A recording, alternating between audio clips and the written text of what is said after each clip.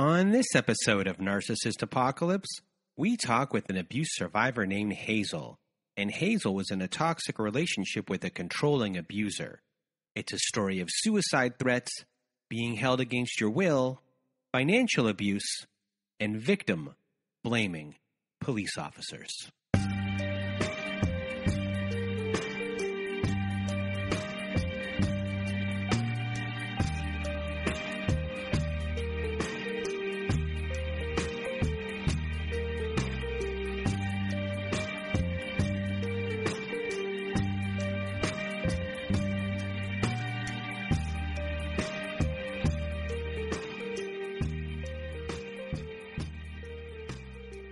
Welcome to Narcissist Apocalypse, everyone. And this is a podcast that gives a voice to survivors of toxic relationships.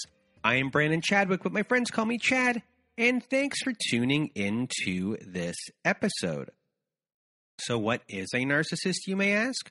Well, for the purposes of this podcast, we refer to a narcissist as anyone who has displayed a pattern of behavior that shows a limited capacity to appreciate others' perspectives. It is that simple. And now, before we get to our episode with Hazel, I first want to thank everyone in the Narcissist Apocalypse community for listening to the show and sharing your thoughts by email, Instagram, Twitter, and Facebook.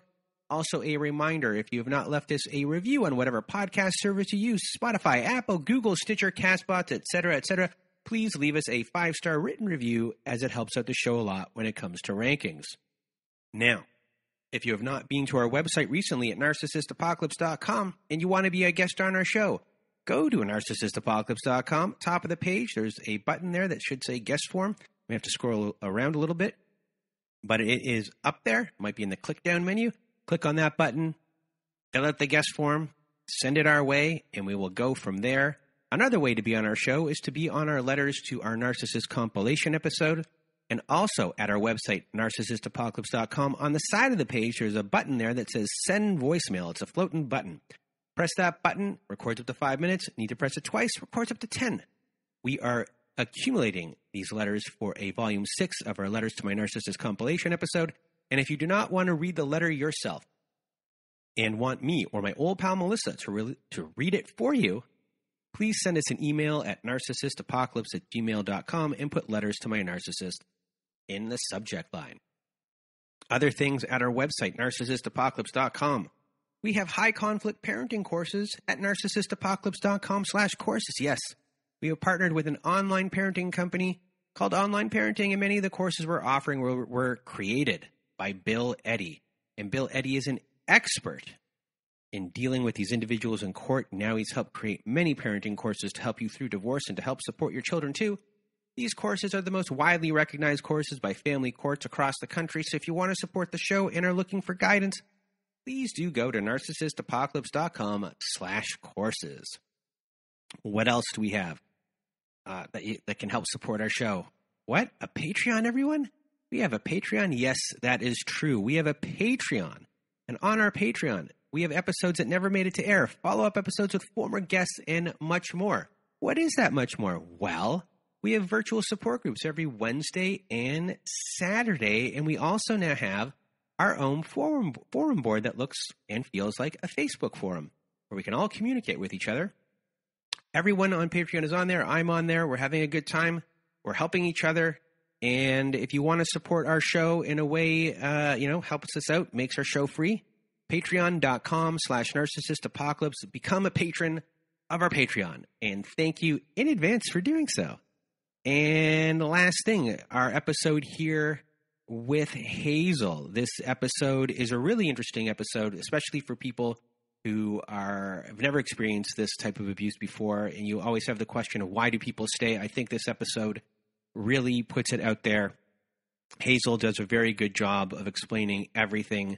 I do want to put out a trigger warning. There is a graphic discussion of violence in this episode. There's also a little bit of sexual abuse, graphic conversation. We talk about disassociation in this episode. This may be very difficult for people to hear. And I just wanted to put that out there. So that's our trigger warning. We're also going to have it in the notes for the show. Trigger warning for there. So this episode is educational, but at the same time, it may be difficult to listen to. You may, get triggered in a very big way. Because even Hazel during this episode did get triggered herself. We had to take a break halfway through, and we had to start up again. So that is a big warning for everyone. And now, without further ado, here is my episode with Hazel. Welcome to Narcissist Apocalypse, everyone. With me today, I have Hazel. How are you? I'm okay. How are you? I'm doing well, and thank you for meeting me online or whatever this is considered this early in the morning.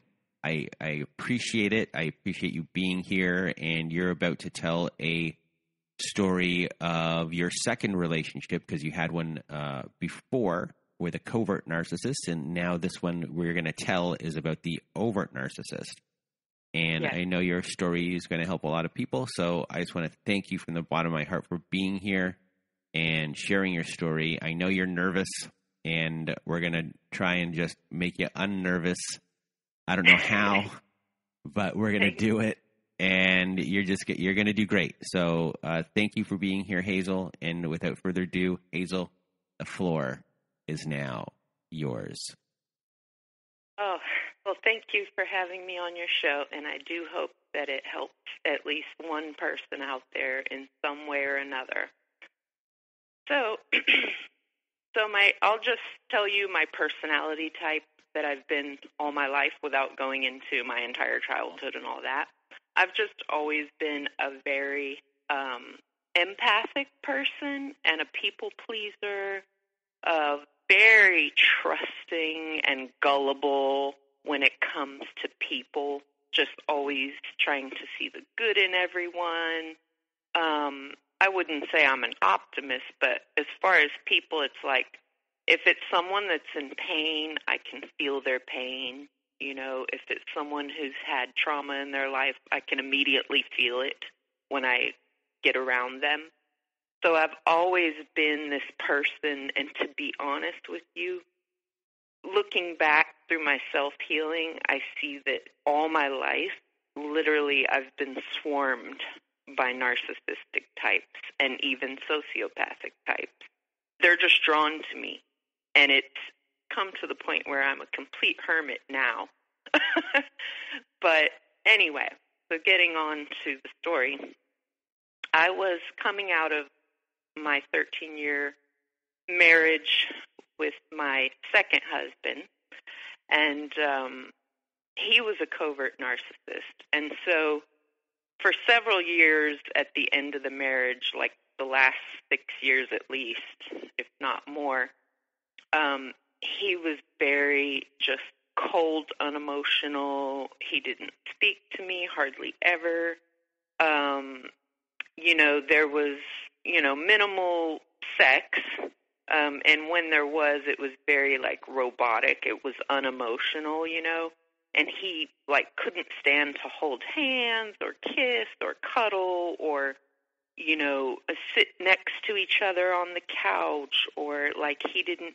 Anyway, long story short, I was completely lonely and love-starved. I had been a stay-at-home mother of 4 for 13 years. Well, more than that, because I had 2 kids prior to marrying him.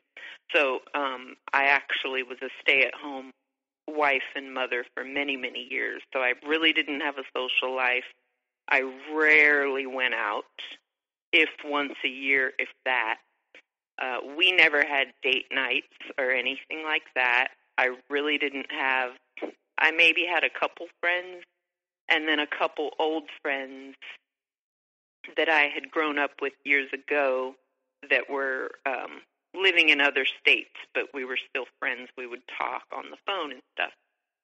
So my life was really just, my husband and my kids, cooking, homework, school meetings, chores, just very mundane. And I was very neglected by my husband. And I was basically love-starved in every sense. I mean, I was just, and I put up with it because I thought, well, you know, he doesn't drink and smoke or gamble or cheat, so I thought. Anyway, come to find out, he was having an affair, and this was the husband, the covert narcissist. And so, therefore, I was in the process of a divorce. We had already been broken up for 6 months, going through our divorce, but he was still living in the home because he was looking for a new house to buy for him and his new girl. So I was at a very rock-bottom low point. Like, I had just lost 30 pounds in 30 days just without trying. I was so depressed. I couldn't sleep. I couldn't eat. And so people that I would talk to said, well, you've got to get out of the house, you know. You've been a stay-at-home mom for so long. You need to start reaching out, making friends. So his sister came to visit me and cheer me up, and she said, okay, we're going out dancing. That's it. You're not going to sit here crying anymore. You know, your marriage is done. You've got to just get out and live life. So she took me out dancing, and that was the night that I met the overt narcissist. So I just want to interrupt. So right here, you went from one relationship, and then you bounced right into another. At least you met this person right away, and were really unaware of narcissism, high conflict people. You know, going into this, there was kind of like no research done. You're just like, my first husband is just, you know, this didn't work. He's an asshole. And now I'm going and, you know, moving on. Right. And I was in the divorce process, but my husband or ex-husband soon to be he was in a full relationship, and we had been going through the divorce for I think 3-4 months at that point. And I was already just devastated, heartbroken. My marriage was over. He was already looking for a new place with his new girl. And I didn't know anything about narcissism or anything like that. I didn't know anything about the modern dating scene or red flags. I was just this person who'd been stay-at-home mom and wife for so many years, and literally totally stupid and naive, to be honest with you. Just so stupid. And I was at my most vulnerable point in my life, to where I was just starved for any form of affection. And so I was just at rock bottom. So she took me out dancing that night. Excuse me. And so he had initially said hello to me. I guess he knew some girl that her and I were just chit-chatting with there at the dance place. And so I was introduced to him, and I didn't think anything of it. I just smiled, shook his hand, and then walked off with my sister-in-law. And then he approached me later, and he was just being really, you know, smiling and charming, and he was very handsome. But at that point, I didn't have anything in my mind like looking for anyone. I was just trying to get out of the house and, you know, forget about my depression. So he asked for my phone number, and we were, you know, having a conversation, and then he asked me to dance on the dance floor, and he was just very flirty and very, you know, charming and all smiles and complimenting and, you know, oh, I love your outfit. Oh, you look great. You know, just all these compliments. And I was used to just insults, you know. So it was nice. And then, so I gave him my phone number. And as soon as we left the place around midnight, he just instantly started blowing up my phone. Now, I had just got a cell phone for the first time in my life. I mean, that's just how I was out of the game of being social or anything. I had just got a cell phone. And he literally called and texted me like 15 to 20 times just right after we were leaving, just saying, oh, I want to see you. I can't wait to see you. When are we going to meet up? You know, can I come over to your house right now? And just, you know, I was like, whoa, okay, wow, he must really like me. I knew nothing about overt narcissists, like as far as dating them. So I was just like, no, you know, you can't come over. I live with my soon-to-be ex-husband, you know, and my children. It's a family home. It's not, you know, I don't hook up with people like that. So he kept calling and texting over the next couple weeks, asking me out. So finally, you know, I thought, well, you know, maybe I should go on a date. You know, I mean, the divorce is almost final here in another month or two. You know, maybe I should just, you know, because I need to go and enjoy my life too. And when I'm sitting home, I'm just crying and, you know, it's just not healthy. So I finally agreed to go out with him. And he, you know, instantly began what they call the love bombing stage. So he just wanted to hold hands. He wanted to, you know, put his arm around me. He kept telling me how beautiful I was, how sexy I was, how cool I was. It just, like, no one has ever complimented me that much in my life.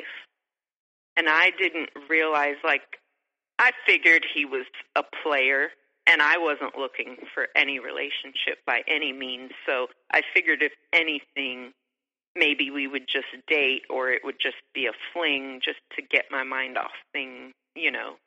I certainly didn't think it was going to be any sort of committed relationship, and he came off as, you know, a bit of a player. So I knew that it wasn't going to be some big, faithful commitment, long-term relationship, okay? So I knew that much. So he really laid on the love bombing really thick, and he was very affectionate, like in a way that my husband never was. Like we had to be holding hands and sitting right next to each other at all times, constant hugs and kisses, which I loved, and I was starved for it. Constant compliments, like all day long. Oh my God, you're so sexy. I can't believe how sexy you are. You have got to be one of the sexiest women. You turn me on so much, just constantly. And I was like, wow, like it was really boosting my confidence for the first time in many years. I have to say it really was boosting my confidence. I was like, wow, maybe I am really sexy, you know? I'm like, gosh, my husband sure didn't see that. Wow. And then it was contagious because my husband, well, soon-to-be ex, back at home started noticing that I was more confident.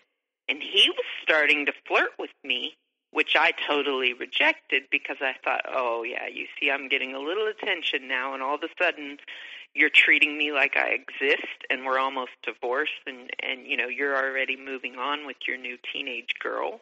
No. You know, so I totally just ignored him. But, so instantly, after we were only dating for a couple weeks, he started talking about me moving in with him. Now, to give you a little story on his situation in life, he was on the down and out. Now, here were the red flags that I ignored, or I thought it was like a broken puppy that I could help fix. He had gotten out of jail. He claimed that it was because he was pulled over driving with a suspended license, and so he did 3 months in jail or something. I don't know. So he had gotten out of jail, and he didn't have a driver's license, and so he was kind of starting to get on his feet. So he had moved into this really crappy trailer that someone just let him move in for free that had no water and electricity, and they told him he could live there free if he fixed it up. So I was getting ready to get some tax returns at that time, and good-hearted me, not to blow my own whistle, but I mean, I offered, well, I know you're down and out, I'll help you to get your electricity turned on, because he didn't have any credit and he couldn't put it in his name and all this other stuff, and I'll help you to get the water pipes fixed, and, I'll help you to fix up the trailer and clean it up, and I'll bring you some paint, and I was like, I've always been that way, and he was really playing on my sympathy because I'm a very soft-hearted person, and I like helping people, and so I ended up spending like $1,500 out of my tax return on helping him to get his electricity on, because he had to make a really big deposit because of his bad credit, and helping him to buy parts to fix the water pipes and all this stuff, and paint for the trailer, and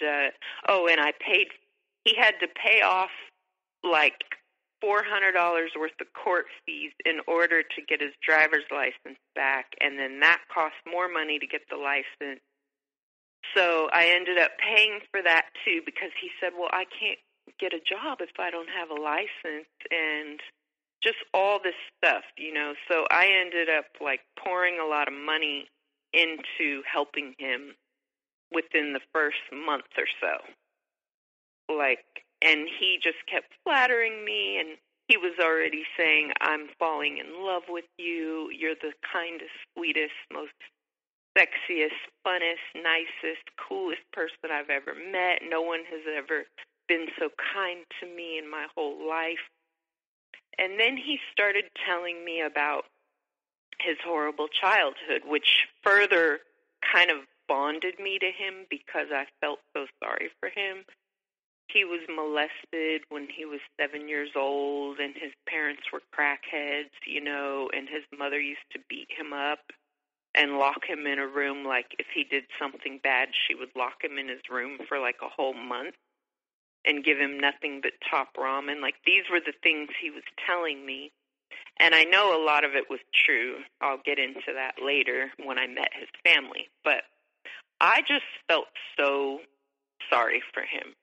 I mean, he kept telling me, oh, you're the only real person I've ever met that really, really has a heart and really has tried to help me. And, like, he made me feel like I was really doing the right thing, that I was really helping someone, making a difference in his life, So, of course, that way the person continues to help, right? So, well, over the course of time, he never would pay his electric bill because he had quite a weed habit to the tune of, I don't know how much he spent on it. And he started to, try to get me to smoke with him. And over my life, I had been occasionally, I would take a couple puffs of weed if a friend had some. But like I said, I was like a housewife. I didn't really go anywhere. I really didn't have a social life. So things like drinking and smoking were just a rare occasion for me. And he would get angry if I didn't smoke with him. He would start to get really angry, really angry and scary.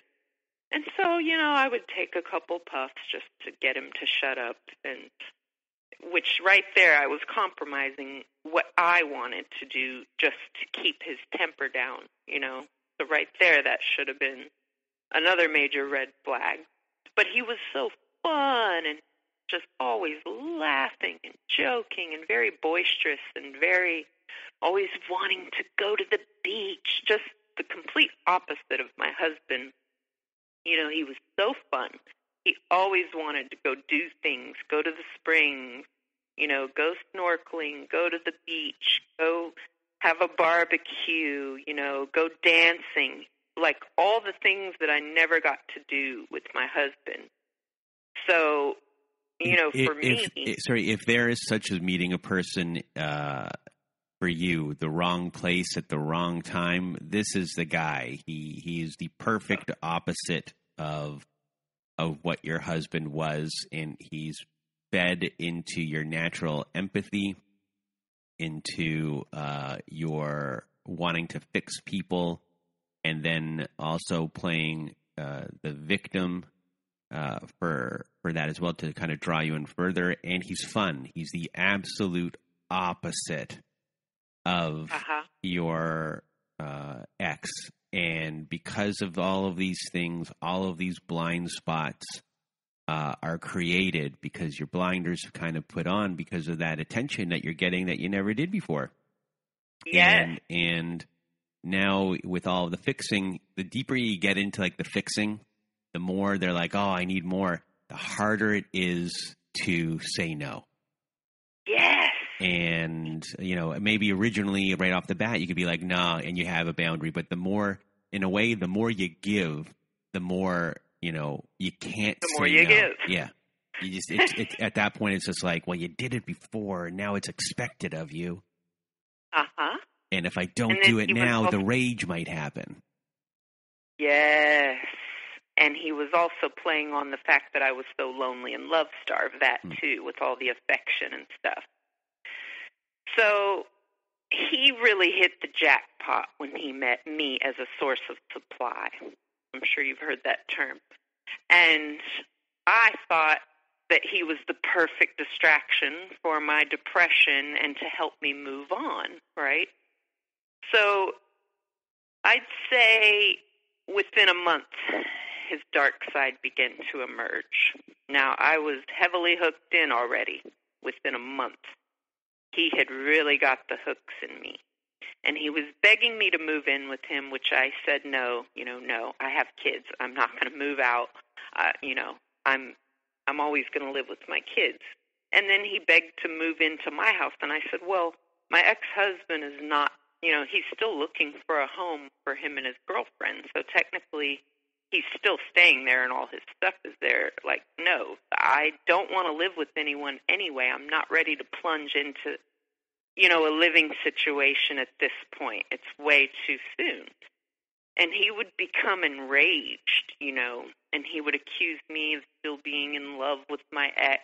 And so he talked me into coming and spending 1 week over at his trailer because my ex and I, we were taking turns with the kids, 1 week on, 1 week off, that type thing. So I agreed to go and stay with him for the week. And I just brought like a duffel bag, and I was going to stay for 5 days. And so during that time, I was helping him to clean up the trailer and paint a couple of the rooms and, fix things up, and helped him to go find some furniture at a thrift shop, stuff like that. And then he started to show his anger that week. That was the first time he was showing his dark side. He's like, why are you always cleaning my house? And, who do you think you are? This is my house. Why are you in here just going through things and cleaning up? And he started getting mad, and I said, well, I'm just trying to help you. I said, first off, you wanted me to move in. I said, and you asked me to help you fix the place up. Anyway, so that was the first little taste of his anger. And then when it came time for me to leave, and here's where his real dark side came out. When it was time for me to leave after the 5 days, he would not give me my cell phone, my car keys. And I said, look, it's Sunday and my kids have school in the morning and I have to be there. I agreed to stay for 5 days and that's it. I have to go home. And he just turned, it was like Jekyll and Hyde. He just turned into like a demonic being, like in his eyes, they just switched. It was so scary. And he would not let me leave. And I didn't know how to get away. And he did not give me my phone or my keys. And mind you, this trailer was a little bit off the beaten path. It was like on a dirt road, kind of in the outskirts of the town. So it was not a place where I could just, walk into a store and use the phone. You know what I mean? It was kind of like away from town a bit. So he would control, like, he just wouldn't give me my phone, and I was like crying, and if I would cry, like, for him to let me leave, he would just start screaming and threatening me. And at one point, he got out a baseball bat and raised it to me.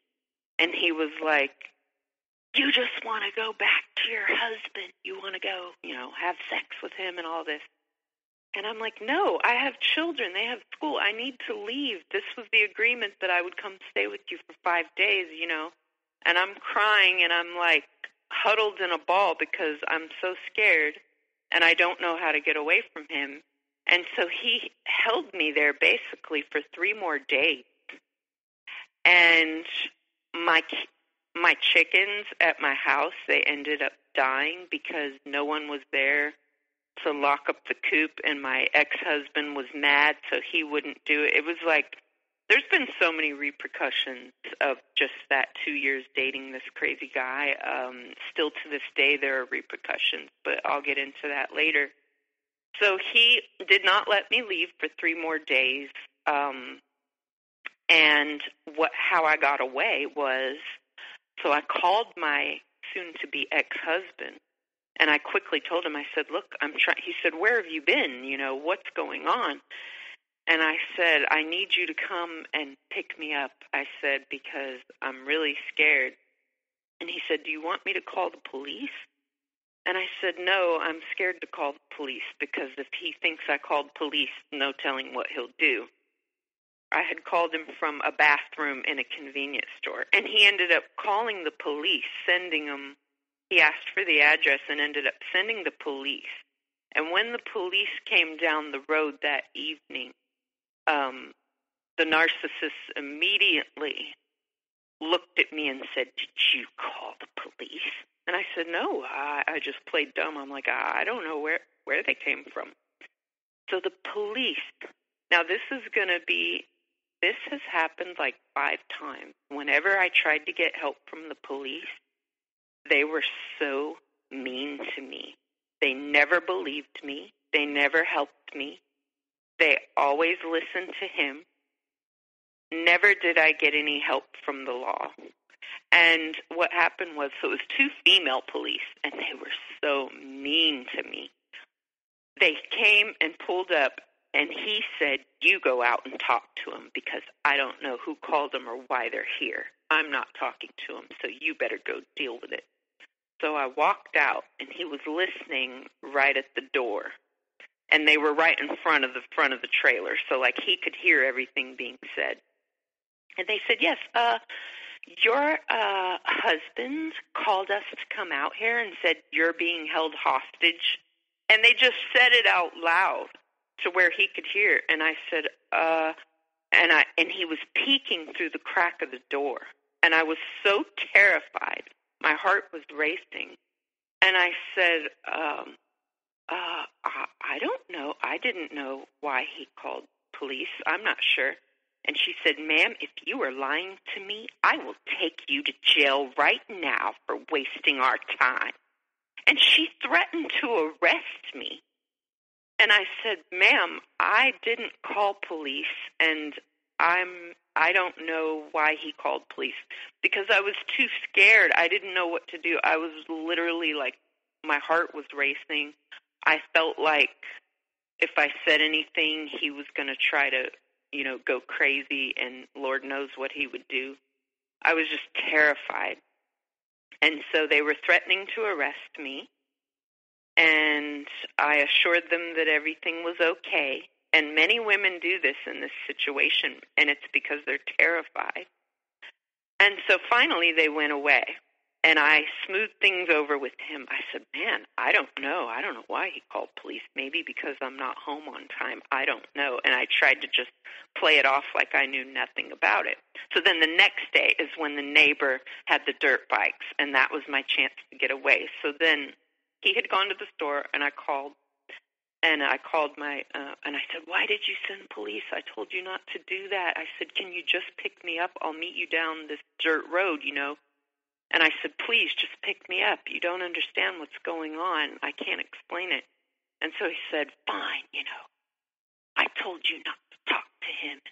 You're just being stupid. So he came to pick me up, and I got away while the narcissist was at the store.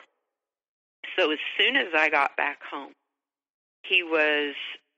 I didn't have my phone. That's right. He had it. Anyway, I don't want to get into too much little technical details. But so then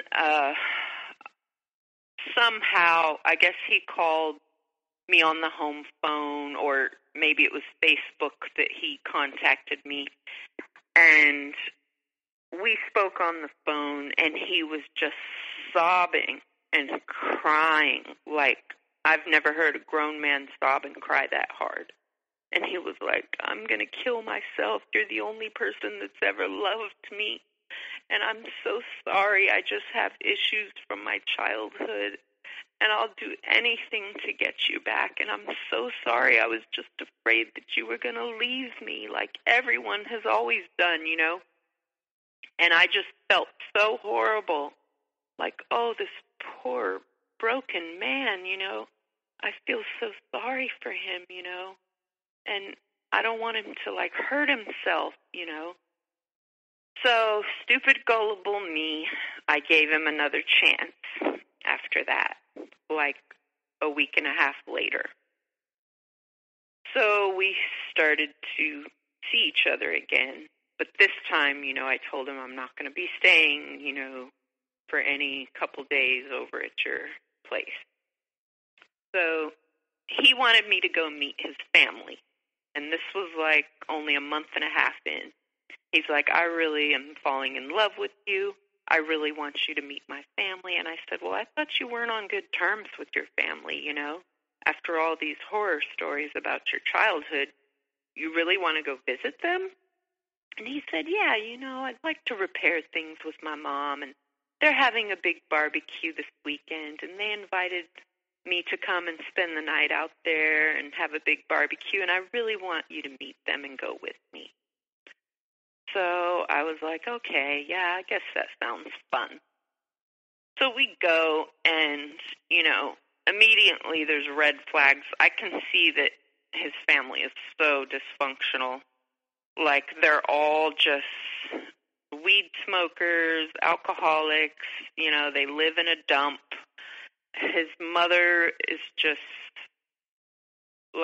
really loud and controlling and abrasive, that's the word. And just, I could see, he's got issues. This family is, off.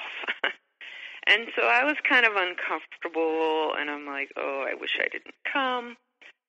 And then his mother took me aside when we went to the store to get the meat for the barbecue. And she said, I'm just letting you know, since I understand you have kids, she said that he had molested his little brother when he was, I guess he was 12 and his little brother was 7. And she said, so you need to know that. And I was like, whoa. And when we got back from the store, he was staring at me with that evil look in his eyes. And he says, what did my mother tell you? And he was acting really dark. And I'm like, oh my God, what situation did I get myself into? And so I said, oh, she didn't, I played the whole thing off. She didn't say anything. And then I waited until we left the next morning. And so on the drive back, I said, your mother told me that you molested your little brother and this and that. Or no, I waited until I got home to where I wasn't with him face to face because I was afraid he'd blow up. So I told him, and I said, and he started crying, and he broke down. And he said, yes, it was true. And he said that it was because when he was 7 that she had left him at a crack house, and he was molested by a man when he was 7 years old. And he said he did it for revenge toward his mother for putting him in that situation. And he cried and was bawling again like a baby. And he's like, I've always regretted that. I'm so sorry about that. I've already dealt with all that, and I've apologized to my family, and my younger brother and I have made up, and we're friends now, and it's all behind me. And he said, you've got to understand, I was a really messed up kid, and I was so abused. And he said, I can't believe, my mom she doesn't want to see me happy. She doesn't want to see me evolve and move on and have a good relationship with a nice person like you. She's just trying to destroy us. Now, on a little side note here, I have never and would never, I've never left any of my kids ever alone with him, not even just to run to the store, nothing, ever. And I would never with any man. So just to let the listeners know. Okay, so now he then called his mother, and he proceeded to cuss her out. This was when I had come over the next day to come visit him and take him some groceries, because I was always buying his groceries for him. And he cussed her out and said, you're just trying to turn her against me. And I could hear her on the phone. I think she was on speaker. And she said, you better beat the crap out of that girl of yours, because she's lying. And do you know that she was telling him that I hit on her and that I was flirting with his other brother behind his back when I was there, and that I showed my underwear to his like, she just made up this off-the-wall stuff to try to deflect his anger toward me and off of her. And I'm sitting there like, oh my God, his family really is crazy. And so when he hung up the phone with her, he said, did you flirt with my brother and my mother? Did you show him your underwear? And I said to him, listen to me. You've seen my personality. How shy and humble am I? Do you see me as the outgoing, flirty type or the sneaky type? Like, honestly, think about it, and think about your mother. Use your common sense. And he actually finally realized that, yes, his mother was lying and trying to turn his anger toward me instead of her. So then we finally talked that whole situation over. And at this point, I was starting, my body was starting to give me red flags around him. Like, every time I would go around him, I would get nauseous. I would get dizzy. I would feel faint. I would feel fatigued. And this was the beginning of what ended up being my chronic fatigue and autoimmune. Like, all the stress of all this and the divorce and everything caused ongoing health problems for me to this day. I'm still trying to heal from it. So, and it's been 6 years since it's been over with him. I've been celibate this whole time, and probably will be for the rest of my life here on Earth. Anyway, so I realized his whole family are loony bins, and I felt incredibly sorry for him. Now, mind you, in between these Jekyll and Hyde episodes, he continued the love bombing. That was always there between the switches. But he did begin to show me more and more of his dark side. And it was the devaluing, but it was more like, in other words, if I would go home, because he took the money that I gave him to fix his water pipes and he spent it on weed. And so and then I gave him more to fix it again, and he spent it on weed.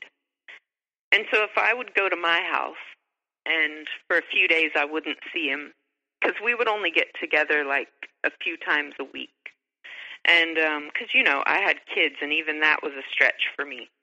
So if if I would go home and put on clean clothes and take a shower and come back, with my hair washed, as people do, he would get so enraged and mad, like, who do you think you are? You think you're better than me because you're all fresh and clean clothes on. And so one day he got so mad about it that I had come back. We had been arguing the time before, which was quite typical, because we would hang out for a couple days, like for the weekend. And toward the last day, when he would know that I would be leaving, he would turn into a monster. And there were several times that he held me hostage without giving me my keys and phone, a handful of times. But this time, he had gotten a job welding. And so we had gotten in an argument a few days prior, so I hadn't seen him for a few days. And he begged me, please, just come see me. I love you so much. I'm so sorry. We'll go have fun. We'll go to the beach. I'm just getting my paycheck. I want to spend it all with you and go have a nice time. You don't have the kids this weekend, so let's just, forget about all the arguing and go have a great time. And so, of course, I fell for it. So when I came, he asked me to come pick him up at work. And, of course, he was really tired and sweaty from doing welding all day. And so when I got there, I had showered and washed my hair, and I had on clean clothes because I was going to spend the night. And he got in my van, and he said, oh, I see you have on a clean, nice outfit. And, oh, you've curled your hair. Wow. And he's like, you don't see that I can't even get a shower, and I don't even have a washing machine to wash my clothes? And he just started strangling me. And his coworkers, it was raining, so they couldn't see inside my van because it was raining really hard. And I just thought, is this the end? Is this how I'm going to die, just right here in my van? And he was just like choking me, and then he finally let go before I passed out. I didn't pass out. He let go before that. Oh my gosh, I'm getting a dizzy flash just remembering that. This is crazy. I'm getting lightheaded. Wow. Okay. Take a breather. Yeah, take your time.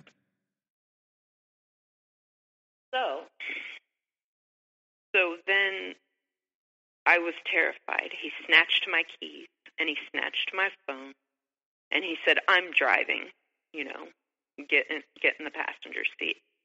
And then he said, you're not getting your keys back. I'm in charge. And so we went back to his trailer, and I was terrified. And I was like, oh, no, not again, please, no. He's turning into Jekyll. I was just like, or what was it, Hyde? I don't know which one it is. Anyway, he's turning into his evil side. And so we get back to the trailer, and I'm trying so hard to just smooth things over because I can't, when he gets like that, there's no reasoning with him. There's no reasoning. You cannot apologize. You can't try to logically talk your way through it. You can't argue with him or he'll get escalated. And you can't stonewall him and just sit there silent either, or he will escalate. So there's literally, you're stuck in a situation where you have to take the abuse until he wears himself out. So we get back to the trailer, and he demands sex. And that's another thing. I could never, ever say no to that, ever, ever. Even if there was times when I was sick with the flu, throwing up a couple times where I had the flu, and I was very, very sick, and he would still make me have sex. And so we got back to the trailer. He demanded sex. And then after that, he starts questioning me about my ex-husband. I think at this point the divorce was already final, I think. Anyway, he starts questioning me about, have you and him ever done this or that? And I was like, how am I supposed to answer this? He's going to get mad no matter what I say, And he was like pressuring me for almost 2 hours, just questioning me about whatever we've ever done in the bedroom, right? And then at the end of it, he's just getting angrier and angrier. And he just takes his 2 fingers and jabs me in the eyes with them. And it hurt so bad. I thought my eyes were going to be bleeding. And I was just seeing stars, and I couldn't open my eyes, and I was just crying. And he was just calling me a bitch. And, this was the major devaluing stage when he would get like this. And he was just calling me every name in the book. He didn't care that he had just hurt my eyes really bad. And mind you, soon after that, I had to start wearing glasses. I don't know if it had to do with that or not. It's hard to talk about. So anyway, I had to try so hard to smooth things over so that he would calm down. And then he demanded sex again right after that, as I was in pain. It was so humiliating. And he wasn't satisfied with just sex. I had to pretend to like it, or he would get very enraged. And so, even if I was totally broken and crying and hurting, I had to pretend to get into the mood. That is such dissociation in your mind. It really does a mind F-U-C-K with your head. It really does, to have to dissociate. And while you ignore your own pain and trauma and try to act like you're in the mood for sleeping with this evil creep that you just don't want touching you, it's really hard to do. It's definitely, you have to put on an act. Yeah. You have to. It's for survival, because otherwise he would just, become enraged all over again. And some of these rages would last for hours and hours. There were times that he would rage at me. Even if he didn't hit me or anything, there were times he would rage at me until the sun came up and just wear me down. And there was nothing I could do, and he wouldn't let me leave. And then after these rages, he would totally calm down and turn into the most sweetest, loving guy. And he would want to make love, and it was just completely insane. And now, mind you, every one of the people I knew by this point, every person in my life, old friends from California that I would talk to on the phone, as well as a couple friends I knew here in my town, and as well as family members. And these were old friends, best friends that I'd known since my teenage years. Every single person in my life completely abandoned me during this time, just completely ghosted me. And I don't know if it was from the drama of what I was going through and they just thought I was being stupid by continuing to see him. I'm assuming that had stuff to do with it, obviously. But to this day, they still don't talk to me. To this day, my 2 older sons still hate me from the damage this man caused. They still hate me, and that's so heartbreaking. And no matter what I do to apologize and try to explain what mental state I was in and how I was being manipulated, they just can't forgive me, and they just think I'm the stupidest woman in the world. They don't respect me. My oldest son wants nothing to do with me.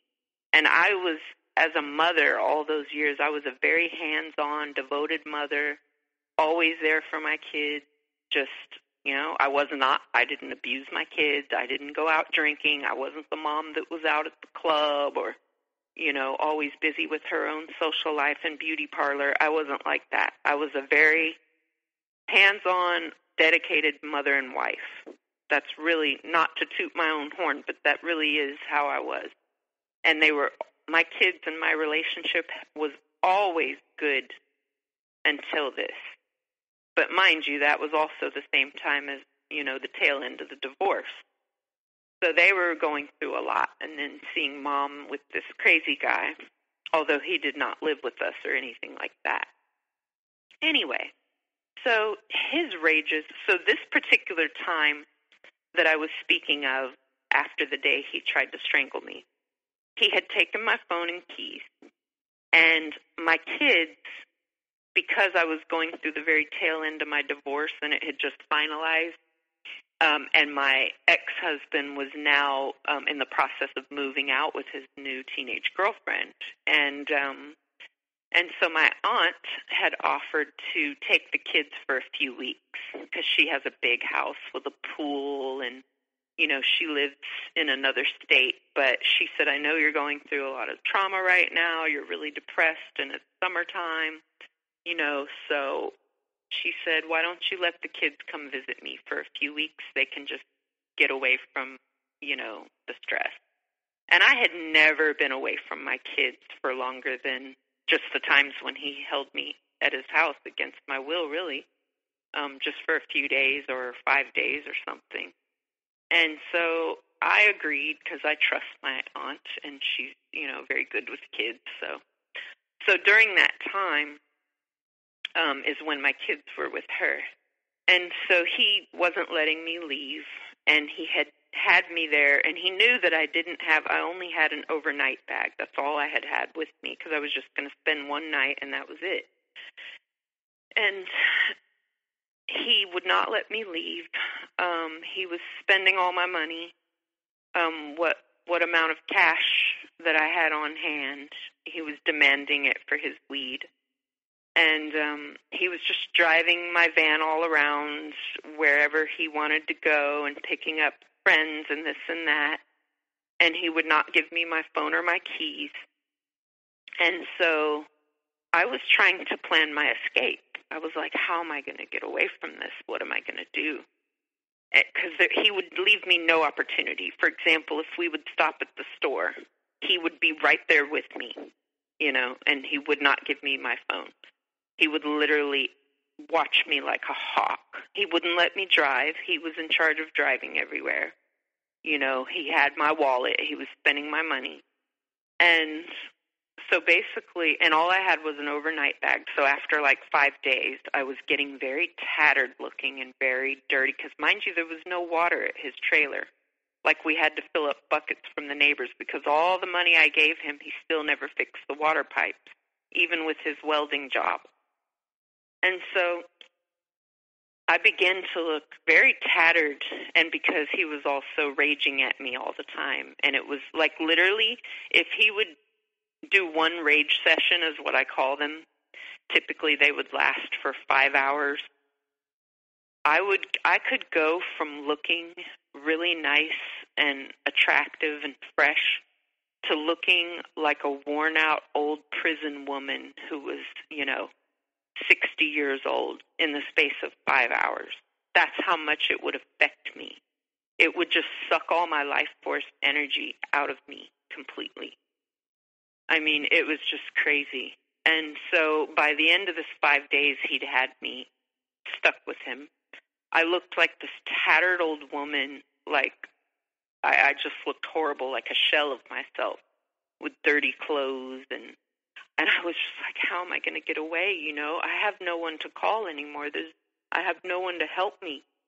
And so when I ran out of money, he spent all my money and he wanted more weed. He forced me to go onto my social media, onto my Facebook, and he was sitting right there with me telling me what to type and send out a mass mail to everyone in my mailbox on Facebook, everyone, so like 500 people, to send it to everyone in my Facebook that, oh, my car's broken down and I'm stuck out here in the boonies and I'm really broke. Can you please just send me a Western Union because I have no money? And I was so humiliated because I'm not the type that asks people for money. I don't do that. Not even my dad did I ever ask for money. I just don't ask people for money. And I was so humiliated. And he literally, I knew that he would beat me up if I didn't do it. like he was being very scary and threatening. And so I did it. And some people thought it was what do you? One of those like scams. Yeah. Yeah, some people just didn't respond, and then there was a couple people that thought I was being rude and presumptuous and said, "Oh yeah, no, I can't help you, sorry." And then there was a few people that actually said they would send me money and that they hope I was okay. And it was just really so humiliating. And so I got a few $100s from I think 4 different people sent money. And he went with me to the Western Union to collect it, and he spent it. He took it. And so finally one day we went to Walmart. I said, let me go I forgot to grab such and such, whatever, soda pop from the back shelf. It was when he was in line, yes. And I said, let me run to the back and grab it real quick. And I just took off to the back of Walmart, and I just walked back in the employee area. And I said, can someone help? I need to use the phone. I have to call the police. And they were looking at me like I was crazy. Like they almost didn't even let me use the phone. Like, this is how people treat you when you're in these situations. They literally almost would not let me use their phone. And I said, please, please. I was shaking. I was so terrified. And I said, please let me use your phone. Please, please. I'm being held hostage. I have to get away. And they just treated me so mean. So mean. Because, mind you, I looked really tattered. And I didn't look like, oh, this credible person. I just looked horrible because I'd been through the ringer. And so I called police, and the police finally showed up, and I guess the security came, and they were looking at him on the video cameras, and he was like frantically walking through the store looking for me, and he was with a friend too. And they were looking all around Walmart, and it was like a super center, so they were walking all around looking for me, checking the bathrooms, and I was like, oh my God. And they're like, well, maybe you should go wait out front for the police. I'm like, no, I have to stay here. Please, just let me stay here. And so the police finally came, and I was telling them my story, and the police were so mean to me. I'm sorry, are you able to call me back in 10 minutes? I'm feeling really faint all of a sudden. Oh, yeah, no problem. Just, take your time and just lie down, and if you don't want to get back on the call, just email me.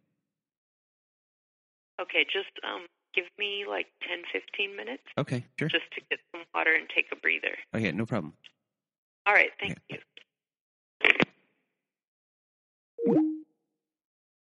Okay, so I believe I was talking about when the police came to Walmart, and they were very mean to me, as they always were.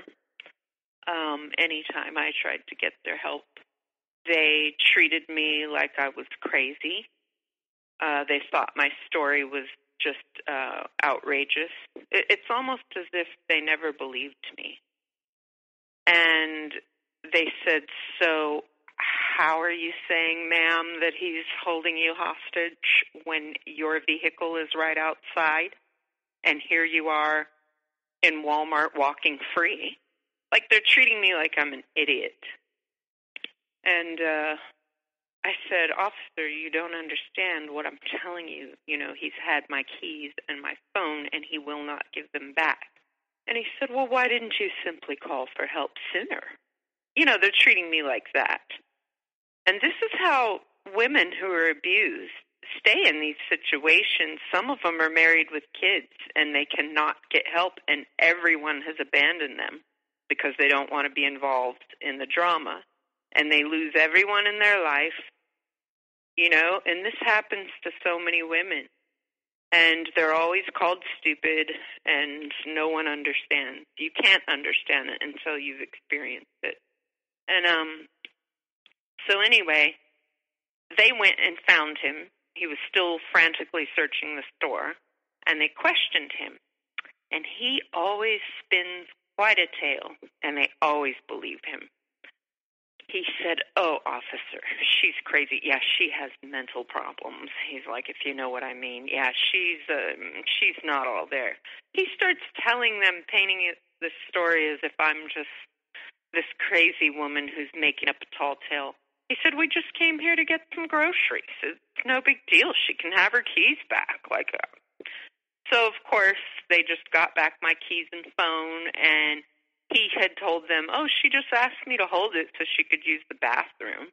He's just making it like it's no big deal. She's crazy. She's always just, creating stories and this and that. And they treated me like I was crazy. And so they got my keys back and my phone. And I think the Walmart security guy walked me to my van. And so I got away. And so I had distanced myself for a couple weeks, and he was blowing me up the whole time, and I would block his number, and of course, you just make up another number and keep calling, and I didn't change my number at that point because I finally texted him back. I don't know how he always got me to text him back. He would literally send me like 100 texts, and they would just begging, just threatening suicide, just saying how no one's ever loved him, and please, he's going to just hurt himself if I don't just talk to him, just give him a chance to explain, and I'm the only person he has in his life, and no one's ever loved him, and he's just so afraid of losing me, and, I'm just playing on my sympathies, And so over the course of a couple weeks that he was blowing me up and threatening to hurt himself, and, when I talk to him on the phone and he cries, and then I just feel horrible, and I'm like, "Well, why did you do that? Why didn't you let me leave?" And he said, "I'm sorry, I'll never do it again. I just thought you were going to cheat on me. I thought you were just going to leave me and never speak to me again. And you've got to understand, I'm just all messed up because of my childhood." And, he would always bring up his childhood because he knows I love kids, for one thing. So that was a real way to get my sympathy. Anyway, so stupid, gullible, naive me, I gave him another chance after a couple weeks. And needless to say, everyone that we knew mutually, like neighbors or just casual friends that we might go to a barbecue here and there, they all suddenly hated me because he had gone and said, "Oh, she called the cops on me," and this and that. And so now everyone that we knew mutually hated me, and I could feel the vibe when I went around them. So he painted me to the police to be crazy and a liar, and painted me to our mutual acquaintances as a bad person, a cop caller, So really officially here at this spot, you are isolated from your family. You have whoever was your friend has kind of fallen by the wayside. They've gone away. They want nothing to do with you. They think they have zero comprehension of what you're dealing with, of what domestic violence is, and the psychological abuse that has occurred and everything there. So you're alone in that aspect. And now you have these mutual friends who have now been turned against you. So here, right now, you are truly alone. You have no one to listen to you. You have no one who is going to even believe what you say in a way. In the law, and then you have nowhere to go. You have zero way to go. And when he does reel you back in, are you feeling like he's the only person that understands you, or are you scared when you go back and you're like, what is the feeling? It is such mixed emotions. It's pity for him. It's fear that he'll try to hurt himself or hurt me. It's fear of him becoming enraged and starting to stalk me, because he also did that a few times.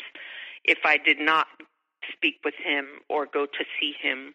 It's also the fact that, you know what, I'm completely alone.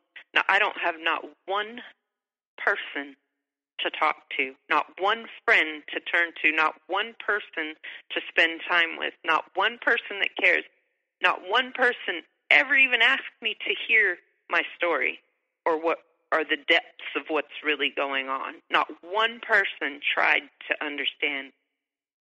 And so I literally, when he would then start going back to the love bombing and the, I guess you call it hoovering, I would feel like, wow, you know, he would say that he only has me, and I would feel like, and at this point, I only have him.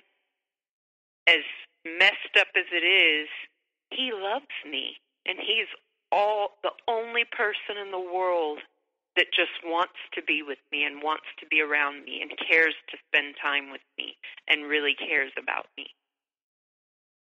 And so it was all these mixed emotions, you know, fear and pity and loneliness and being isolated from anyone else. And so then at one point my car broke down. This was when he was trying to get me to come back with him, and he had offered to pay for it to get fixed if I would just come, you know, see him. And so he did. He helped me to pay for it. It was something with the wheel or something. Anyway, so now my kids were still at my aunt's house. They were there, I think, for a month that summer. And my kids were not little kids, but mind you, they were ages 18, 15, 12, and 8. So anyway, and I also sheltered my kids from knowing the depths of how things were with him because I didn't want it to traumatize my kids. So I didn't really talk to them about it, you know. I tried to kind of cushion them from the reality of what I was going through. Anyway, so my ex-husband had recently finally moved out, and he got his new house with his girlfriend, and she was pregnant by that point. And so, you know, I was living alone with my kids, and the kids were back and forth every other week. So he kept trying to pressure me to let him move in. And I was very firm on that boundary. It was always a clear no. No, I will not live with anyone. I don't want to live with anyone. And, you know, I can't have any man living in my house with my kids. I did have a firm boundary with that. So what he did the next time was we were out that day. I think we had gone to the Springs, and we just had a lovely romantic day, and we had brought my two younger kids, my son and my daughter, and it was so fun, and we had a picnic and swam all day, and it was just like this perfect day. And so then it was time to bring him back home, and he said, "Oh, baby, you know, can't I just," and he had been on good behavior for a few weeks, and this was when the kids came back, and he said, "Can't I just come over and we'll make such a nice dinner and we'll get a movie, and just so I could take a shower, you know, I haven't had a hot shower," because, you know, at this point still he didn't spend the money. And he was making decent money as a welder, and still he did not fix his water pipes at the trailer because he would just smoke all his money. And so he said, "Oh, I just haven't had a nice hot shower in days, and couldn't I just come over and just take a nice hot shower, and we'll make such a lovely dinner, and we'll get a movie and watch it with the kids, and it'll be such a nice evening." And so he talked to me, and I thought, how heartless can you be, not even letting him come just to have a hot meal and a hot shower? And, you know, I thought, you can't be so cruel. So I said, okay. And we did. We cooked a nice dinner, and And I noticed he always took his phone to the bathroom and stuff. And so, I figured he was flirting with and texting with other girls. Honestly, nothing surprised me at this point. I wasn't that worried about it. But, so we had a nice dinner and everything. And then he said, well, it's really getting late, just let me crash here for the night and, you can drop me off in the morning back at my place.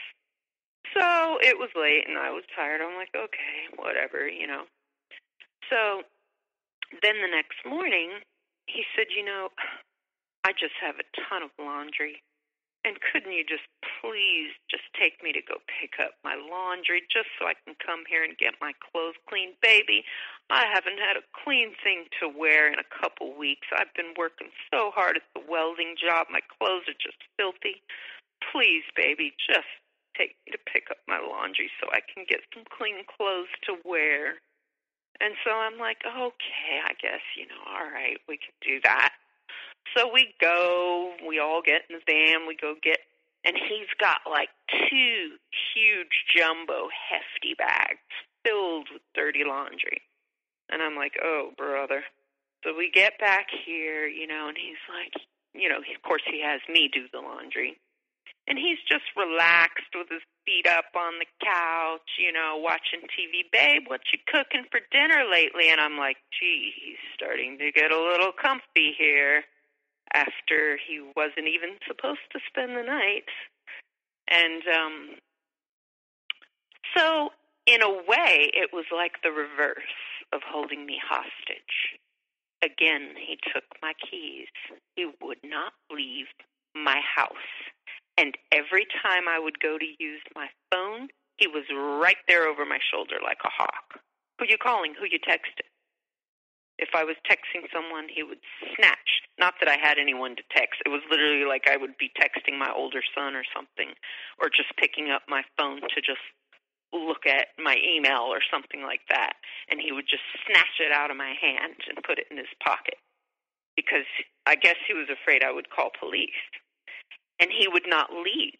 So this went on for like 3 days he was here. And finally, on the 3rd day, and all his laundry was done and everything folded nicely. And I said, it's time for me to take you home now. The kids, I need to spend some time with them. And here his face changed again, back to the demon. And it was like, oh, God, here we go again. No, please, And he snatches my phone from me. And then he throws it and cracks the screen. And my son, my 12-year-old, the 2 older sons were at their friend's house because they would not be around him. They would not be here if he was anywhere around, which he barely ever came to my house. I mean, there was very rare occasion he would ever come here. But this time because my ex-husband had finally officially moved out, he was refusing to leave. Well, in the state that I live in, there's a lovely little law. And this law says that if someone has lived in your house for 3 or more weeks, they are an official legal tenant of that house. And in order to get them out, you have to go down to the courthouse and pay $400 to file an official eviction, which takes 30 to 60 days. Is that crazy or what? That's crazy. Yeah, stupidest law I've ever heard. So, I did not know this at the time. And so, I was trying my hardest to, I was going to sneak and call the police, but of course he threw my phone and cracked it. Well, then one of my sons had come home from his friend's house, and he heard us arguing on the porch, and then I guess my 12-year-old son kind of gave him the look like, he's not leaving or whatever. And so luckily my son snuck off to the garage with his phone and called the police. Unbeknownst to the narcissist, he did not see that happening. So when the police pulled up, my son alerted me that they were out front. and the narcissist was on the back porch, still angry. And my son said, "Oh, someone's at the door." So I got up to go talk to them. And I was terrified. I was in my state of, I was trembling. I couldn't get the words out fast enough. I was so terrified that he would realize and think that I called the police. And once again, the police treated me so mean. They treated me like I was crazy. They said, "Ma'am, we can't even understand what you're saying. You need to calm down and speak." And I said, "Well, I'm not calm. I'm very terrified. I really need your help, please. He doesn't even know you're here. Please, can you just make him leave?" So they were being really mean to me, and they said, "Well, ma'am, just stay right here. We'll go talk to him separate from you." So once again, he brilliantly spins a tale to the police. He tells them that he lives here and that this is, his residence. And they said, "Well, they came back to me and said, "Well, he's saying he lived here, ma'am, and you have no right to put him out." And I said, "Officer, he came to spend one night, and he will not leave, and it's been 3 days going on 4. And he said, "Oh, well, he told us that he has all his stuff here to prove that he lives here. Is this true, ma'am?" And remember the 2 big hefty bags of laundry. That was enough proof that they believed him that he lived here. And so I was in college at the time, and I was taking classes at the college. And I told them, I said, "I have to do something." So the next day when the kids went to their dad's, and I had a college class, and he went down to the class, they didn't make him leave, so then, because he lied to them. So then the next day I went to college, and he insisted on going with me. And I also had a night class, so I was there like all day, and then I had a night class. And he literally would pace back and forth outside my classroom. It was just really annoying. He would peek through the window of the class just to see what I was doing and hold on to my van keys while I was in the class. And this particular time, he forgot to take my phone, and I was in the class, and he kept peeking through the window of the classroom. And this was so humiliating, and everyone must have thought I was crazy. I had to duck down under the desk and call the police and whisper to them to please come. And because he was agitated that day, I forgot there was some other argument, and I was just really scared, and I was trying to get my van keys back. And I told the police, "He has my keys. He won't give them back." That's grounds to call the police. And so when he saw the police approaching, and of course the people in my class were looking at me like I'm crazy or weird. It was just very humiliating. And when he saw the police approaching, he threw my keys, which had my house key, my van keys, and my alarm thing for my van. He threw it down into a gutter thing to where it would never be found again. And then he grabbed someone's bike and took off on the bike. And so the police didn't catch him. They didn't catch up with him. He just took off as soon as he saw the cop car. And so I didn't have my keys, so I was stranded there at the college at night. And now the college is 20 miles from my house, and this was nighttime. And the police told me, and I told them the story of how, he lied and said that he lived with me. And they said, "Well, what you need to do is go over to the sheriff's station, and you need to file an emergency restraining order. That's the only way to get him out of your house. And they will remove him from your house immediately, and that's the only thing you can do. So you're going to have to go down to the sheriff's station and fill out a whole big form and a report and all that." So I had to call someone to somehow get a spare pair of my keys from out of my house. Anyway, so they brought me the keys. It was getting late. I went to the sheriff's. I filed the papers. They granted the restraining order, and the deputy said that they would meet me Oh, and he was texting my phone saying, yeah, I'm in your house. He had ridden his bike 20 miles back to my house while I was taking care of trying to get my van keys and going to the sheriff. He was waiting in my bedroom in my house. He had, I guess, broken through the back door. And so the deputy met me at my house finally, and this was like, by this time it was like 11:30 at night. And he served him, and he tried to tell the deputy, oh, I live here, and he started with his bawling and crying and saying, I have nowhere to go. And I said, sir, he has his own place. He has a place to live. He's just telling you that, and he only brought these bags here because he asked to do his laundry.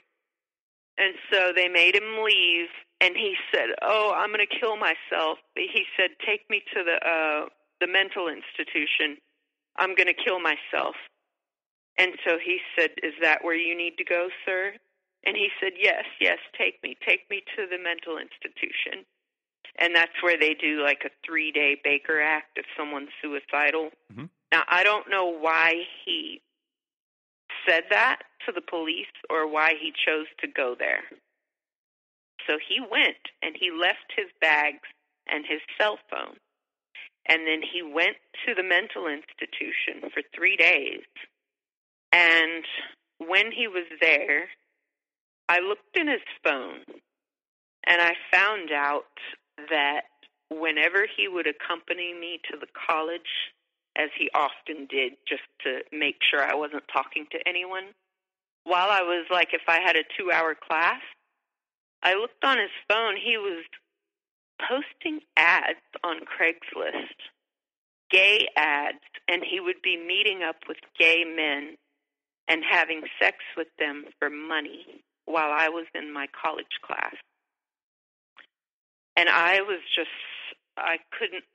like, oh my gosh, I was blown away. And I was just like, I was in shock. I didn't know what to think, And then when he came out of the mental institution, I had to bring him his things. He was blowing up my phone from another phone and telling me he needs his stuff, and he was crying, and he was saying how they gave him medication for his anger issues and that he really wants to make a change. And I told him what I found and all this. So basically, I broke up with him for a couple months, and I was just like, and he was the whole time crying to me and saying, you don't understand. I only did that 2 times. It's because of the trauma that I went through in my childhood. And he said, I just felt like you didn't love me anymore, and I was just looking for attention from anyone who would give me attention, and I'm so, so sorry. And we'll go together, and we'll get tested for STDs, and we'll make a fresh start, and I'm so, so sorry. And he was just crying and saying, I'm gonna make a change, and I'm gonna stop smoking, and I'm gonna take my medication, and all this for anger. And so after a couple months of him begging and hoovering, I finally agreed.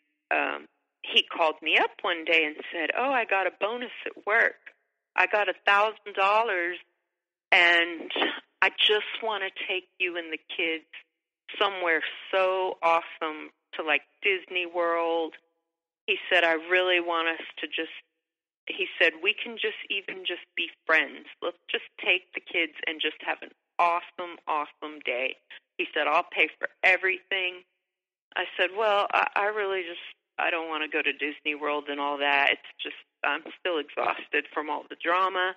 And he's like, well, we'll go to the beach, and we'll cook out, we'll grill, we'll spend the whole day. The kids can swim, and we'll just have a wonderful time. No pressure.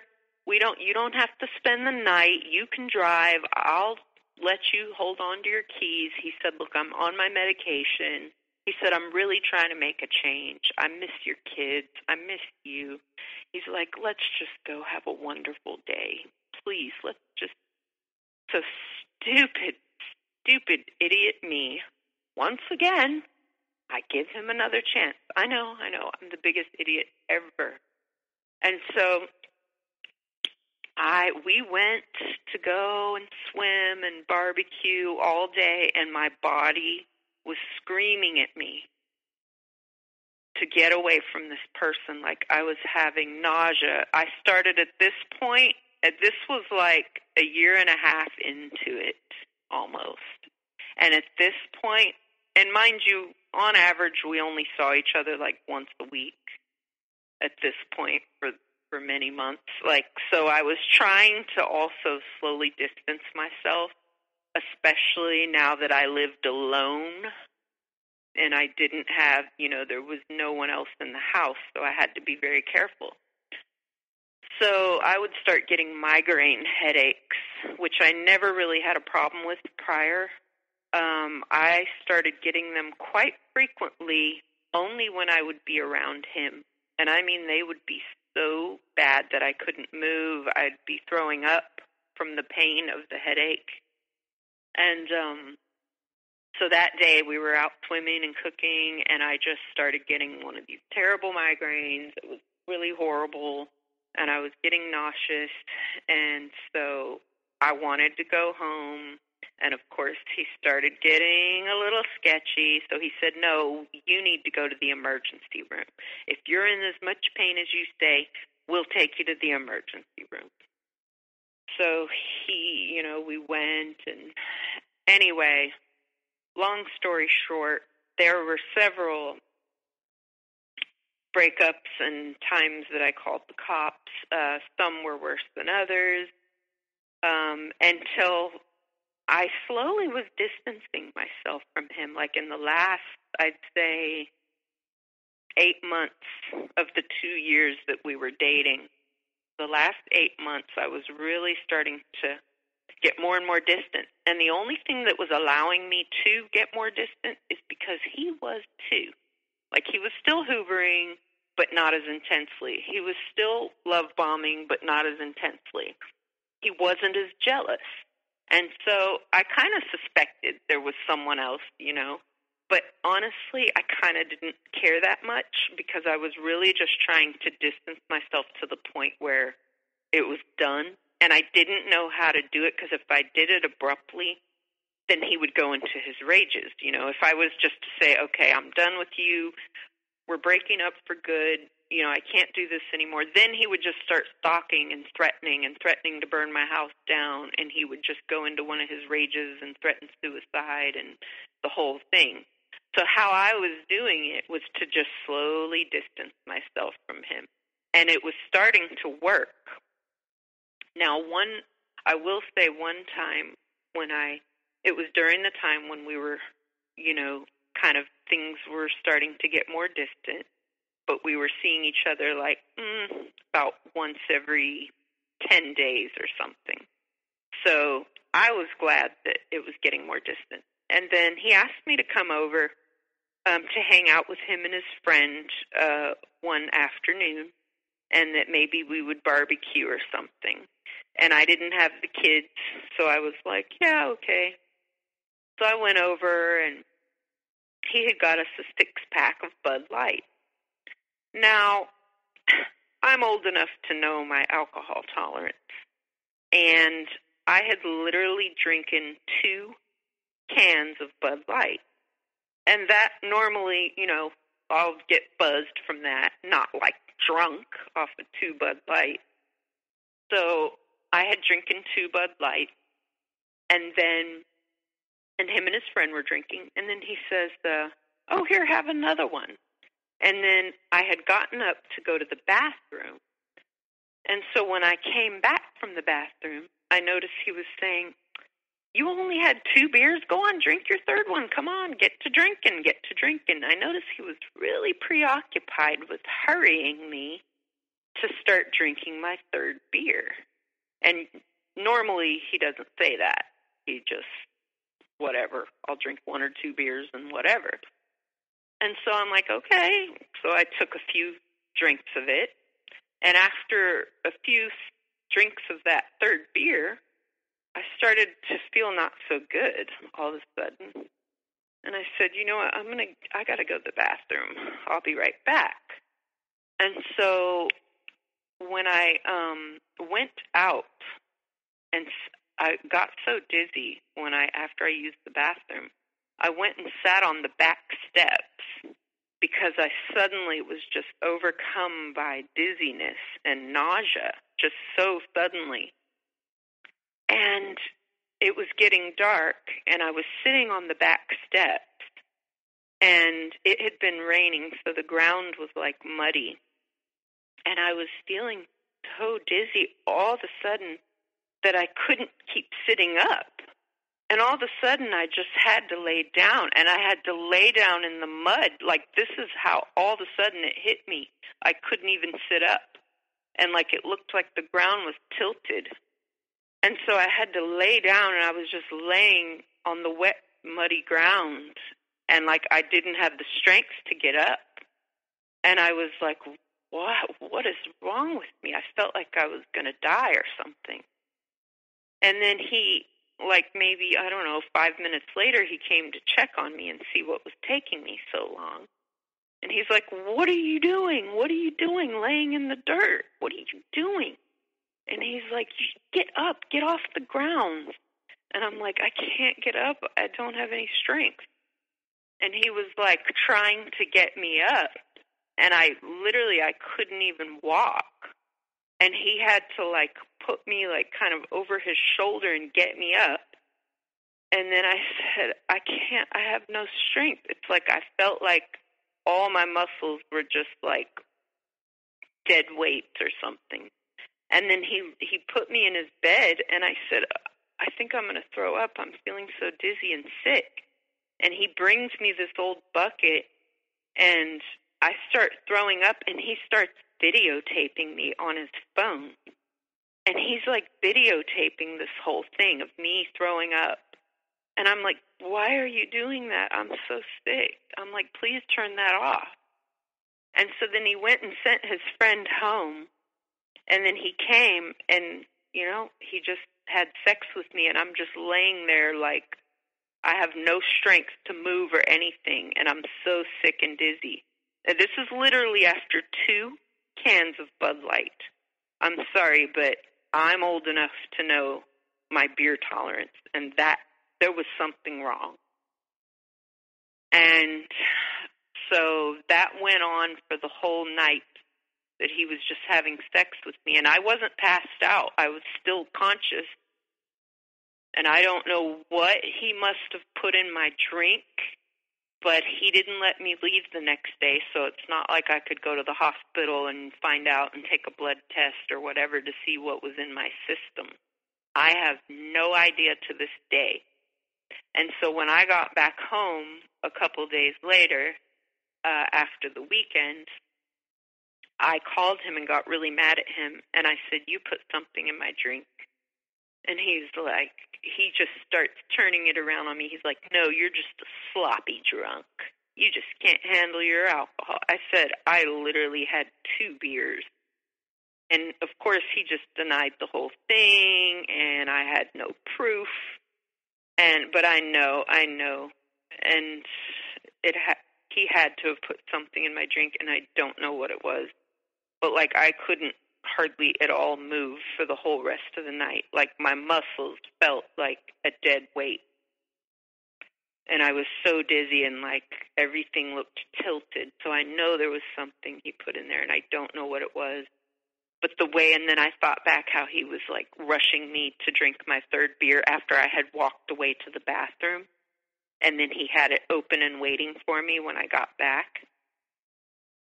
So I continued to distance myself from him more and more and more. And he was letting it happen. So I figured, and I was glad that maybe he was talking to someone else. As you know, with narcissists, they won't fully let go until they've secured a whole new supply for themselves. And so it was one day, on my Instagram, all of a sudden, I got this random comment on one of my pictures because my profile was public back then. And it said, you're so beautiful. His name, is so lucky to have you. And I'm like, what? And then all of a sudden, I get an inbox from this person. And he's, maybe about 20 or 21 years old. And he says, yeah, I know him. I know him very well. Let's just say I know him very, very well. And I instantly knew what he was getting at. And I said, what are you trying to tell me? And he said, look, I'm sorry, but we've been having an affair for a whole year now. And anyway, long story short, this young man was head over heels in love with him and had been paying all his bills. That time when he got $1,000 and said he got a bonus at work and wanted to take me and the kids to Disney World, this young man had given him the money. This young man was now in the role that I was. He was paying all his bills. He was buying his clothes, buying his groceries. And because he and I had only been seeing each other maybe once every week, maybe once every week and a half, the reason he was allowing me to distance myself is because he had a new supply that was giving him even more money than I ever did. And so he had been seeing this young man and using him for everything and being abusive to him as well. So I ended up, I had a conversation with this young man. And this man was already hooked in to the whole way that I had been previously. And I hate to say that it was kind of a blessing because it allowed me to get away from him. It allowed me to fully just detach and get away from him completely. But I feel sorry for the young man. But at the same time, the young man knew that he was dating me and that he had been dating me for a couple of years. He knew about me, but I didn't know about him. So I confronted him, and that's when things officially ended. I had already been distancing myself, like I said, for quite some months. But at this point, I kind of used that to just tell him, okay, well, you are clearly in this gay relationship. I'm ready to move on. And he did rage, but he was already so caught up with the young man that he wasn't as, vengeful and stalking how he used to be.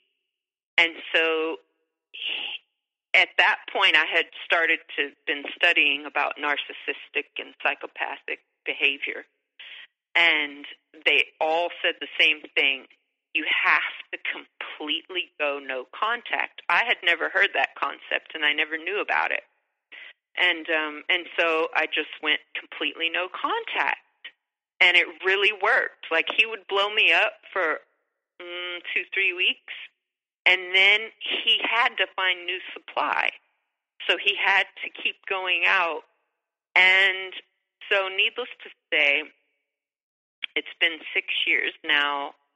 He has tried to contact me a few times during that time, I think, just to see if I would respond or if I'd still be available.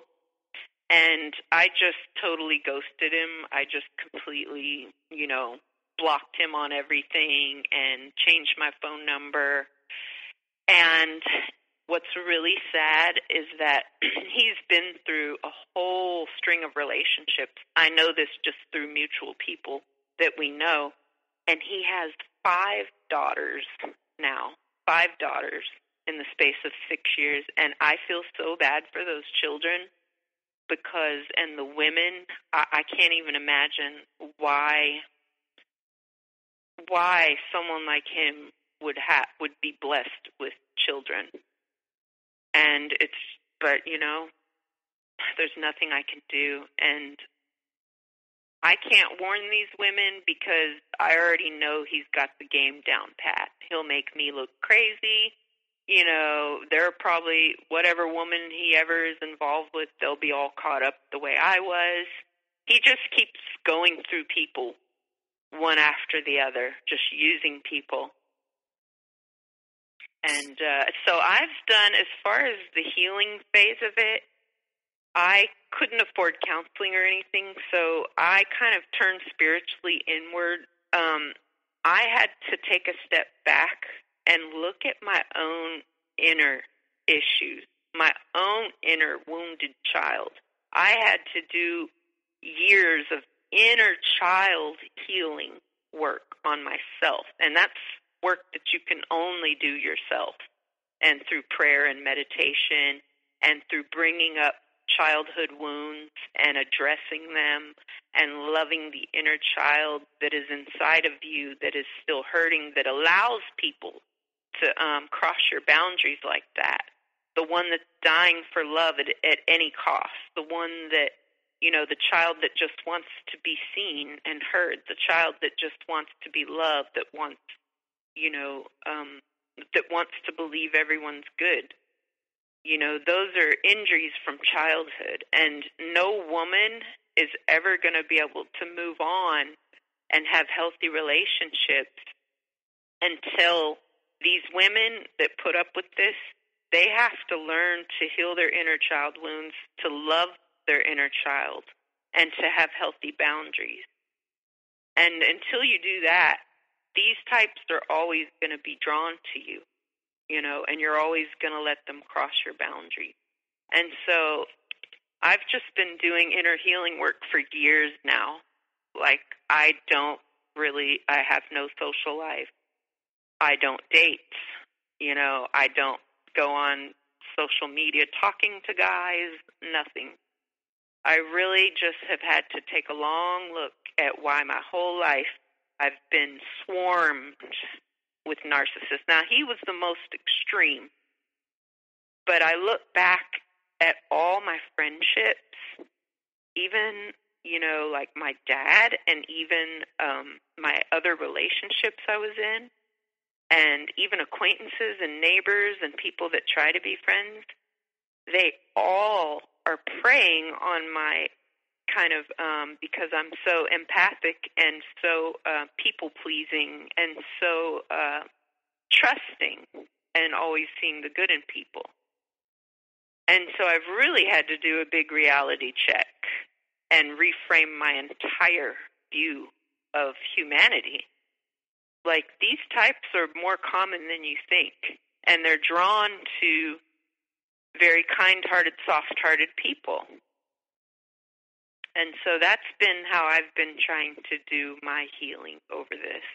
And still, I do still have panic attacks. I do still have chronic fatigue, which I've had to change my diet, and I've had to really change my lifestyle. You know, I can't have stress in my life. I have to have a very, very tranquil, very calm, peaceful surroundings. You know, I just try to get outdoors and do gardening. You know, I have cats. I listen to relaxing music. I meditate. I take care of myself. And I'm kind of just in my own bubble. And honestly, I'm afraid to just even join groups and meet new friends because I know the type that I attract. And I don't know if I'm going to have to be a hermit for the rest of my life, you know? So, but yeah, women out here, no one understands what they're going through. Like, there's no way anyone can understand. Like, they will call the woman crazy. They'll say, you know, oh, you could have just left any time. You know, why do you keep talking to them again? Well, the thing I want to, sorry for interrupting, but I just wanted to say right here, you know, with you and your story is a perfect example for people who are listening to this, because we do get people who listen to our podcast who have never experienced this stuff before. And your story is a perfect example for anyone listening as to why someone stays.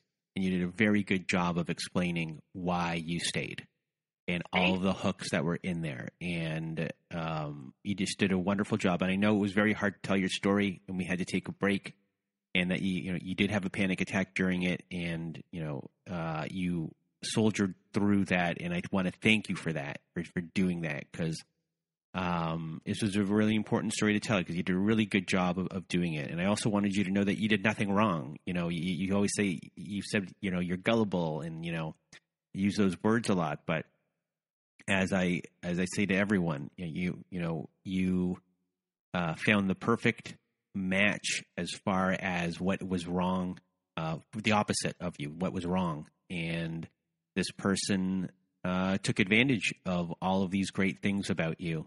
And you bought in hook, line, and sinker, and there was a reason for that. And you pointed out all of the reasons for why that happened. And it wasn't your fault. You were a victim of a con man, of a con person. And they ran the con, and they knew how to get you. And, you went back, and you did a great job of explaining why you went back. And the reasons, everything that was there. So you weren't gullible. You were just, in that cycle. And it's nothing to be ashamed about. And, you did nothing wrong. And I just hope that, the one thing for you is that you get to repair, the relationship with your kids going forward. And that being the biggest thing. And I wish nothing but the best for you. And I hope that you join our little support group that we have online. And we'll talk about it after. And because I think you'd fit in really well there. And, we have a good crew of people that hang out with us on Wednesdays and Saturdays. So we'll talk about that after. But if you have any last words for anyone who's listening, advice or wisdom, what would you have to say to them? I would say to anyone who has a friend or a family member going through a similar situation where you know that there's abuse or they're being controlled or isolated, please don't think that they're crazy. Don't dismiss them. Don't ghost them and drop out of their life, because that's when they need you more than ever. Like, even for you to just listen to what they're going through. Because right now, no one that was in my life is speaking to me anymore, except for my children. No one. Not my family, not any old friend that I had since we were teenagers. No one speaks to me after all these years. Even after everything was over and I healed, they all dropped out of my life permanently. Just because of that. And so please don't do that to your loved ones. That's a horrible thing to do, and it's very hard-hearted. You must have a little compassion and try to understand and put yourself in their shoes and be supportive. Even if they go back, it's because there's dynamics to it that are way too hard for them to even the person doesn't understand in the moment really fully. So, and women need to have better boundaries, and the only way to do that is to do your inner healing work and learn to love yourself more than everything, and have healthy boundaries. And that takes years of work. Otherwise, these patterns can continue, Some women are in it for many, many, many years. Well, Hazel, I want to thank you for being on the show today from the bottom of my heart. You did a wonderful job, and you didn't have to continue, and you did. So thank you for doing that. And everyone who's listening is going to benefit from hearing your story. So from the bottom of my heart, thank you so much for being here today. Thank you. And should I look online about the support group? I'll talk to you right when I press the record button when I turn it off. But it's part of our Patreon, but we'll discuss it right when we get off. Everyone, join our Patreon. And so for me and Hazel, thanks for listening, and I hope you have a good night.